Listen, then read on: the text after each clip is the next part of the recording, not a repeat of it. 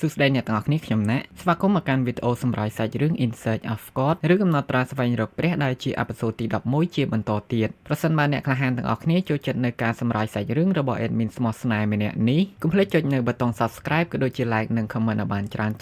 នហើយប្រសិនបើអ្នកក្លាហានទាំងអស់គ្នាមិនសូវចូលចិត្តទេក៏ចុចនៅប៊ូតុង Subscribe ក៏ដូចជា Like និង Comment ឲ្យបានច្រើនដូចគ្នាទៅនៅក្នុងអេពីសូតទី11នេះសាច់រឿងបានចាប់ផ្ដើមឡើងដោយបង្ហាញឲ្យឃើញពីចាយូស៊ីឈៀបានធ្វើដំណើរមកកាន់ទីក្រុងនៃប៉មភ័ណ្ឌអបិមុខថ្មម្នាក់នេះបានចេញមកឃាត់ចាយូស៊ីឈៀវាប្រាប់ថាថ្នាក់ដឹកនាំនៃកោសម្ព័ន្ធទឹកមិនអនុញ្ញាតឲ្យអ្នកនាងមកកាន់ទីនេះឡើយដោយដែលអ្នកក្លាហានទាំងអស់គ្នាបានដឹងច្បាស់ហើយបើចង់ឃាត់ស្រីឆ្នះម្នាក់នេះវាមិនមែនជារឿងងាយនោះទេភ្លាមនោះចាយូស៊ីឈៀបានប្រើនៅចំហាយធម្មពលវាយប្រហារទៅលើអបិថ្មមួយនោះដែលធ្វើឲ្យវាមានការឈឺចុកចាប់ជាខ្លាំងហើយក៏សន្លប់បាត់ទៅកលេចមកមើលអ្នកក្លាហានខើនិងកញ្ចាស់ធានវូវិញខណៈពេលនេះគាត់កំពុងតែដេញកាប់គ្នានៅលើអាកាសពួកគាត់ទាំងពីរបានប្រយុទ្ធគ្នាចុះប្រយុទ្ធគ្នាឡើងអស់រយៈពេលយ៉ាងយូរនៅតែមិនទាន់អាចបែងចែកអ្នកឈ្នះអ្នកចាញ់បាននៅឡើយខណៈពេលនោះអ្នកក្លាហានខើមានឱកាសគវាសនៅផ្លែដាវមួយឆ្វាច់ដែលបណ្ដាលឲ្យកញ្ចាស់ធានវូមានស្នាមនៅលើមុខមួយឆ្នោតបន្ថែមទៀតអ្នកក្លាហានខើក៏បានហក់ចូលប្រយុទ្ធបន្តចំណែកកញ្ចាស់ធានវូក៏បានប្រើនៅចំហាយធម្មពលរបស់គាត់ទៅទប់ទល់វិញភ្លាមនោះស្រាប់តែរបួសចាស់របស់អ្នកក្លាហានខើបានរើឡើងដែលធ្វើគាត់មានការក្អួតឈាមឃើញបែបនេះកញ្ចាស់ធានវូប្រាប់ថាទោះបីជាឯងមានមនុស្សគ្រប់គ្រងឯងជាច្រើនយ៉ាងណាក៏ដោយក៏ឯងនៅតែមិនអាចគេចផុតពីសេចក្តីស្លាប់បានដដែលនឹងនៅក្នុងពិភពលោកដ៏ច្របូកច្បល់មួយនេះតែឯងចាំបាច់បង្ខំខ្លួនឯងដល់ថ្នាក់នឹងដែរទេតែឯងគឺថាធ្វើជាអ្នកក្លាហានប្រកាន់នៅយុទ្ធធម៌បែបនេះជារឿងងាយស្រួលមែនទេអ្នកក្លាហានខើបានសោយបន្តិចហើយប្រាប់ថាគាត់រីករាយក្នុងការធ្វើវាខ្លាំងណាស់កញ្ចាស់ធានវូបានខឹងជាខ្លាំងស្រាអញ្ជើញមិនចង់ផឹកបាយជាចង់ផឹកស្រាពិន័យកណាប់ដៃបញ្ចេញនៅចំហាយធម្មពលដល់សន្ធោសន្ធៅបង្កើតបានទៅជាអាវុធរាងចំណិតប្រច័ណ្ឌមួយដាក់នៅខាងក្រោយមើលទៅដូចជាឈប់ពន្ធរាំងសីបន្ទាប់មកវាបានយកអាវុធមួយនោះគប់តម្រង់ទៅអ្នកក្លាហានខើហើយខណៈពេលដែលអ្នកក្លាហានខើកំពុងតែទប់ទល់ជាមួយអាវុធមួយនោះកញ្ចាស់ធានវូបានផ្លាស់ទីយ៉ាងលឿនទៅខាងក្រោយខ្នងរបស់អ្នកក្លាហានខើឆ្លៀតអាកាសលួចវាយប្រហារអ្នកក្លាហានខើមួយដៃហើយទោះបីជាអ្នកក្លាហានខើអាចប្រតិកម្មទាន់ក៏ដោយក៏គាត់នៅតែខ្ទាតទៅក្រោមជិត80ម៉ែត្របន្ទាប់ពីឃើញអ្នកក្លាហានខើនៅតែមិនអីកញ្ចាស់ធានវូបានប្រើនៅអាវុធរបស់វាពុះហែកនៅលំហក៏ហៅនៅសត្វបិសាចមួយចេញមកជួយប្រយុទ្ធឃើញភ្លាមអ្នកក្លាហានខើស្គាល់ថាវាជាស្នេហ៍បុរាណរបស់ចលើភ្នំឆៅយ៉ាងដែលបានបន្សល់ទុកអស់រយៈពេលប្រហែល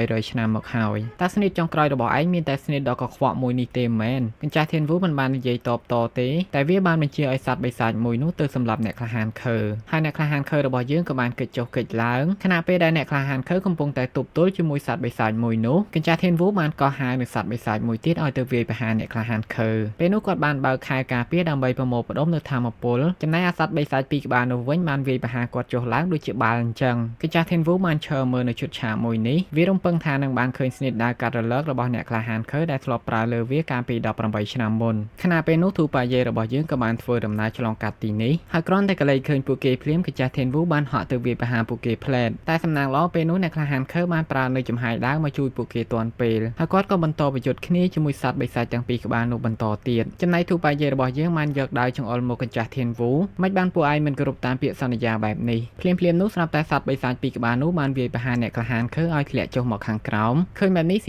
ៀនមានការបារម្ភពីឪពុករបស់នាងជាខ្លាំងតែអ្នកក្លាហានខើបានស្រែកឲ្យពួកគេបញ្ញាប់ចាក់ចេញពីទីនេះភ្លាមទៅនៅពេលដែលពួកគេព្យាយាមរត់ចាក់ចេញពីទីនេះកញ្ចាស់ធានវូបានប្រើនៅចំហាយធម្មពលវាយប្រហារពួកគេឲ្យខ្ទាតទៅម្ខាងបន្ទាប់ពីងើបឡើងវិញសៀនបានរត់តម្រង់ទៅរកឪពុករបស់នាងចំណែកកញ្ចាស់ធានវូក៏បានគប់នៅអាវុធរបស់វាតម្រង់ទៅពួកគេផងដែរតែយ៉ាងណាក៏ដោយប្រុសស្មោះរបស់យើងក៏នៅតែអាចជួយនាងបានឃើញនៅស្ថានភាពដ៏សែនរោគរ៉ាបែបនេះអ្នកក្លាហានខើក៏សម្រេចចិត្តប្រើប្រាស់សិល្បៈក្បាច់គុនជំនួសសមុទ្របង្កើតបានជាខ្យល់គួចដ៏ធំមួយនៅខាងក្រោយខ្នងគាត់បាននិយាយទៅកាន់កញ្ចាស់ធានវូថាកាលពីមុនឯងតែងតែចង់ប្រកួតដើម្បីយកឈ្នះខ្ញុំឥឡូវនេះខ្ញុំឈរនៅមុខឯងហើយហេតុអីបានជាឯងទៅវាយប្រហារក្មេងៗទៅវិញកញ្ចាស់ធានវូតបថាល្អណាស់ហើយវាក៏ហត់ទៅប្រយុទ្ធគ្នាជាមួយអ្នកក្លាហានខើនៅលើអាកាសចំណែកធូប៉ាយេរបស់យើងបានឃើញនៅអាកាសល្អបែបនេះគាត់បានស្រែកហៅសត្វប្រុសនេះរបស់គាត់ដើម្បីឲ្យសៀនជិះចាក់ចេញពីទីនេះតែបើយើងមើលទៅកាន់សៀនដូចជាមិនដាច់ចិត្តចាក់ចោលឪពុករបស់នាងឡើយពេលនោះធូប៉ាយេរបស់យើងបានទៅនិយាយបញ្យល់នាងថាអ្នកក្លាហានខើធ្វើបែបនេះដើម្បីពន្យាពេលឲ្យពួកយើងរត់ចាក់ចេញដោយសុវត្ថិភាពពួកយើងមិនត្រូវធ្វើឲ្យការលះបង់របស់គាត់ខ្លាចជាអត់ន័យឡើយហើយខ្ញុំសបត់ថាថ្ងៃក្រោយខ្ញុំនឹងប្រយុទ្ធជាមួយកញ្ចាស់ធានវូរហូតដល់ស្លាប់ដើម្បីទាមទារនៅអ្វីដែលវាបានធ្វើនៅថ្ងៃនេះហើយពេលនេះពួកយើងត្រូវតែចាក់ចេញពីទីនេះឲ្យបានលឿនជាទីបំផុតអ្នកក្លាហានខើក៏បានស្រែកប្រាប់ឲ្យពួកគេបញ្ញាប់ចាក់ចេញឲ្យលឿនទៅហើយសៀ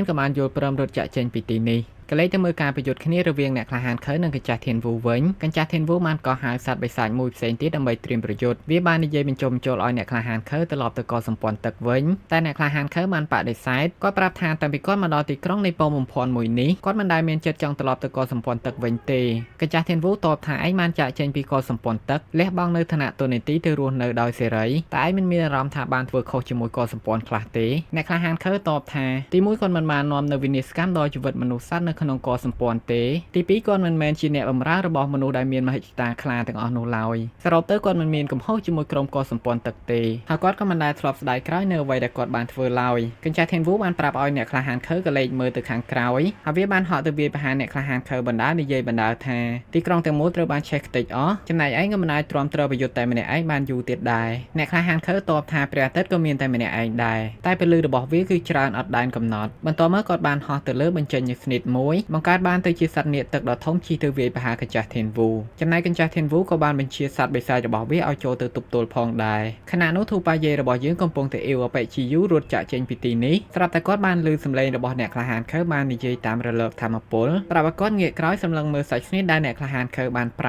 ើនេះគឺជាអ្វីដែលគាត់បានរៀននិងវឹកហាត់ស្ទើរតែពេញមួយជីវិតសង្ឃឹមថាបងប្អូនធូប៉ាយេសង្កេតមើលព្រមទាំងស្វែងយល់ពីវាចេះបន្ទាប់ពីធម្មពលរបស់អ្នកក្លាហានខើនិងកញ្ចាស់ធានវូប៉ះគ្នាយ៉ាងសន្ធោសន្ធៅហើយធូប៉ាយេនិងសៀនក៏បានធ្វើដំណើរចាក់ចេញពីទីនេះបន្តទៀតទៅមុខបានបន្តិចកងទ័ពនៃកសម្ព័ន្ធទឹកក៏បានបាញ់ព្រួញវាយប្រហារពួកគេបានព្យាយាមទប់ចុះទប់ឡើងមិនប្រយ័ត្នក៏ខ្ទាតអបេជីយូទៅខាងក្រោយគ្រប់គ្នាមានការបារម្ភពីវាក៏រត់ទៅមើលតែអបេជីយូប្រាប់ថាវាមិនអីទេអបេជីយូសួរថាមិនបានមិនជួយឪពុករបស់វាមិនយកជីវិតវាបដូរយកឪពុករបស់វាទៅធូប៉ាយេរបស់យើងបានសុំទោសនេះគឺជាកំហុសរបស់គាត់ដោយសារតែគាត់នៅខ្សោយពេកទើបមិនអាចជួយគ្រប់គ្នាបានពេលនោះអសង្ហាជីយូបានមាត់ធូប៉ាយេរបស់យើងមួយដៃវាប្រាប់ថាវាមិនមែនជាមនុស្សដែលកំសាកខ្លាចស្លាប់នោះទេធូប៉ាយេរបស់យើងនៅតែប្រាប់ថាវាជាកំហុសរបស់គាត់បានទទួលភារកិច្ចពីព្រះចៅអធិរាជដ៏ទេវភាពដើម្បីមកទប់ស្កាត់សង្គ្រាមនៅទីក្រុងនៃពងបំភ័ណ្ឌមួយនេះតែពេលនេះសង្គ្រាមបានកើតឡើងរួចហើយគាត់ក៏មិនអាចជួយអីបានទៀតភ្លើងកំពុងតែឆេះផ្ទះសម្បែងរបស់ប្រជាពលរដ្ឋមនុស្សម្នាដេកស្លាប់ពាសពេញដីតើសង្គ្រាមមួយនេះនឹងរីករាលដាលទៅជាយ៉ាងណាភ្លាមនោះស្រាប់តែក្រុមកូនចៅនៃកសម្ព័ន្ធទឹកក៏បានមកដល់ឃើញបែបនេះអសង្ហាជីយូក៏ចង់ទៅសម្លាប់ពួកគេតែវាមិនអាចប្រយុទ្ធបានទេព្រោះរបួសរបស់វាស្រាប់តែរើឡើងអញ្ចឹងហើយមានតែទុកឲ្យប្រុសស្មោះរបស់យើងជាអ្នកបញ្ចេញទឹកដៃម្ដងធូប៉ាយេបានស្រែងមួយវ៉ាដកនៅដាវរបស់គាត់រត់ចូលប្រយុទ្ធតែម្នាក់ឯងឈុតឆាប្រយុទ្ធគ្នាដ៏សាហាវអមជាមួយបទភ្លេងដ៏កំសត់បង្ហាញពីអារម្មណ៍របស់ធូប៉ាយេដែលកំពុងតែសែតខ្លាំងខណៈពេលនេះគាត់កំពុងតែតូចចិត្តដែលមិនអាចសម្រេចភារកិច្ចរបស់អធិរាជដ៏ទេវភាពបានគាត់ប្រយុទ្ធបណ្ដាស្រក់ទឹកភ្នែកបណ្ដាសម្បីតែមានគ្រាប់ព្រួញជាច្រើនហោះតម្រង់មកគាត់មិនខ្ចីកិច្ចតែសំណាងល្អវិញពេលនោះចាយូស៊ីឈៀក៏បានមកជួយគាត់ទាន់ពេលសម្លឹងឃើញចាយូស៊ីឈៀភ្លាមធូប៉ាយេរបស់យើងមានការសប្បាយចិត្តជាខ្លាំងតែគាត់ក៏ត្រូវប្រែទឹកមុខត្រឡប់មកវិញដោយសារសៀនស្រែកប្រាប់ឲ្យគាត់ប្រយ័ត្នជាមួយនាងព្រោះនាងគឺជាមនុស្សដែលមកពីកសម្ព័ន្ធទឹកចំណែកអសង្ហាជីយូបានហក់ទៅវាយប្រហារនាងភ្លាមតែក៏ត្រូវបាននាងវាយប្រហារឲ្យខ្ទាតទៅខាងក្រោយវិញចំណែកធូប៉ាយេរបស់យើងបានស៊ូទៅកាន់ចាយូស៊ីឈៀតើចែមកទីនេះដើម្បីចាប់ពួកខ្ញុំមែនទេសៀនប្រាប់ថាស្រីបិសាចម្នាក់នេះច្បាស់ជាមានចេតនាអាក្រក់ឬបែបនេះចាយូស៊ីឈីមានការមើលជាខ្លាំងនាងបានស្ទុះទៅវាយប្រហារសៀនតែត្រូវបានធូប៉ាយេចាប់ដៃជាប់ធូប៉ាយេបានស្រែកកំហៅទៅកាន់ចាយូស៊ីឈីថាចានៅមិនទាន់ឆ្លើយសំណួររបស់ខ្ញុំទេចាយូស៊ីឈីតបថាបើគាត់ប្រាប់តែឯងជឿអត់គាត់មកទីនេះគឺដើម្បីនាំឯងទៅកាន់ច្រកសមុទ្រគាត់ចង់ឲ្យធូប៉ាយេមានសុវត្ថិភាពហើយគាត់ក៏មិនចង់ឲ្យរឿងទាំងអស់នេះកើតឡើងលើទីក្រុងនេះពងបំភ័ណ្ឌដែរធូប៉ាយេតបថាតែរឿងទាំងអស់នេះក៏សម្ព័ន្ធទឹកជាអ្នកបង្កើតឡើងក៏សម្ព័ន្ធទឹករបស់ចែបានសម្លាប់មនុស្សគ្រប់គ្នានៅទីក្រុងមួយនេះតើឲ្យខ្ញុំជឿជាក់លើចែដោយរបៀបណាចាយូស៊ីឈៀប្រាប់ថាបើអញ្ចឹងសម្លាប់គាត់ចោលទៅគាត់ក៏បានហក់ចូលឲ្យធូប៉ាយេរបស់យើងចាក់សម្លាប់ចំណែកធូប៉ាយេរបស់យើងដូចជាមានការស្ទាក់ស្ទើរមិនដឹងថាគូចាក់ឬក្អត់បើរៀងធំម៉ងខណៈពេលដែលផ្លែដាវរបស់ធូប៉ាយេចាក់ចិត្តដល់ដើមទ្រូងរបស់ចាយូស៊ីឈៀទៅហើយពេលនោះស្រាប់តែដាច់ភ្លើងបាត់យើងមិនដឹងថាមានរឿងអ្វីកើតឡើងនោះទេឬសូតែពើងប៉ាំងតែនៅពេលដែលភ្លើងត្រឡប់មកវិញយើងបានឃើញធូប៉ាយេកំពុងតែឈរអោបចាយូស៊ីឈៀចុំបែបនេះសាហាវចាយូស៊ីឈៀសួរថាហេតុអ្វីបានជាមិនបោះបង់ភារកិច្ចមួយនេះចោលទៅបើបោះបង់នៅភារកិច្ចមួយនេះនោះធូប៉ាយេនឹងលែងរងទុក្ខទៀតហើយប្រុសស្មោះរបស់យើងតបថាគាត់ជឿនៅសម្ដីរបស់ចែឲ្យតែចែនិយាយចេញមកគាត់ជឿទាំងអស់តែគាត់មិនអាចបោះបង់ភារកិច្ចមួយនេះទេតាមពិតគាត់ក៏មានការភ័យខ្លាចដែរគឺភ័យខ្លាចលែងមានឱកាសបានជួបចែម្ដងទៀតចាយូស៊ីឈៀបានសម្រក់ទឹកភ្នែកបង្កើតទៅជាខ្សែកពាក់ឲ្យប្រុសស្មោះរបស់យើងហើយប្រាប់ថាពាក់វាឲ្យប្រៀបដូចមានបងស្រីនៅក្បែរទ្រូងឯងទាំងយប់ទាំងថ្ងៃអញ្ចឹងបន្ទាប់មកប្រុសស្មោះរបស់យើងបានចាប់ចែខីចុះមកអូននឹងលេងមែនតែនហើយពួកគេទាំងពីរ ក៏សម័យនឹកឃើញនៅរឿងរ៉ាវល្អៗដែលធ្លាប់ធ្វើជាមួយគ្នាបន្ទាប់មកចែកបានប្រាប់ឲ្យធូប៉ាយេបញ្ញាប់ចាក់ចេញឲ្យលឿនទៅនៅទីនេះសល់តែទូកតែមួយគត់ដែលអាចធ្វើដំណើរបានហើយនាងក៏បានច្រានធូប៉ាយេរបស់យើងទម្លាក់ចូលទូកដើម្បីឲ្យគាត់ធ្វើដំណើរចាក់ចេញពីទីនេះតែមើលទៅធូប៉ាយេរបស់យើងដូចជាមិនដាច់ចិត្តទាល់តែសោះទើបបញ្ញាបានថ្មីមិនត្រូវបែកផ្លូវគ្នាអីណាធូប៉ាយេរបស់យើងបានប្រាប់ឲ្យចែនៅចាំគាត់ថ្ងៃណាមួយគាត់ច្បាស់ជាត្រឡប់មកវិញជាមិនខានទោះបីជាមានអ្នករារាំងក៏គាត់ត្រូវតែយកចែឲ្យតតែបានដែរចែបានញញឹមបន្តិចហើយនិយាយថាគាត់សង្ឃឹមថាថ្ងៃនោះនឹងមកដល់ឆាប់ធូប៉ាយេរបស់យើងក៏បានយកសមុទ្រធ្វើជាសាក្សីថ្ងៃនេះកញ្ចាស់ធានវូបានវាយប្រហារទីក្រុងនៃប៉មបំភាន់ថ្ងៃក្រោយគាត់នឹងឲ្យវាសងមកវិញទ្វេដងអូប៉ែនឹងលេងចង់វាយបងថ្លៃនឹងឲ្យគ្នាយើងសាច់រឿងអេពីសូតទី11របស់យើងស្លេះតែត្រឹមនេះអធិស្ឋានប្រសិនបើមានកំហុសខុសឆ្គងនៅត្រង់ចំណុចណាមួយហើយបើចូលចិត្តការសម្រាយរឿងរបស់ admin ស្មោះស្នេហ៍ម្នាក់នេះកុំភ្លេចចុច comment បេះដូងឲ្យបានច្រើនដោយរាល់ដងជួបគ្នានៅវីដេអូក្រោយ See you